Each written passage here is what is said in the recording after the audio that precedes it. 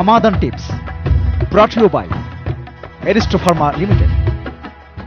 রোজা রাখা অবস্থায় রক্তের গ্লুকোজের মাত্রা পরীক্ষা করা।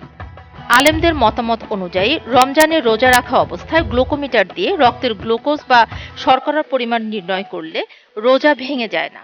এমনকি প্রয়োজনে ডাক্তারের পরামর্শ অনুযায়ী ইনসুলিন ইনজেকশনও নেওয়া যেতে পারে।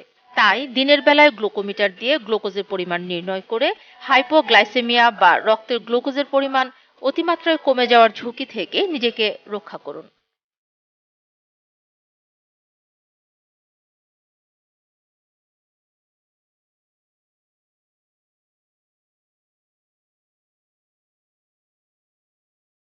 Ramadan tips brought to you by Aristo Pharma Limited.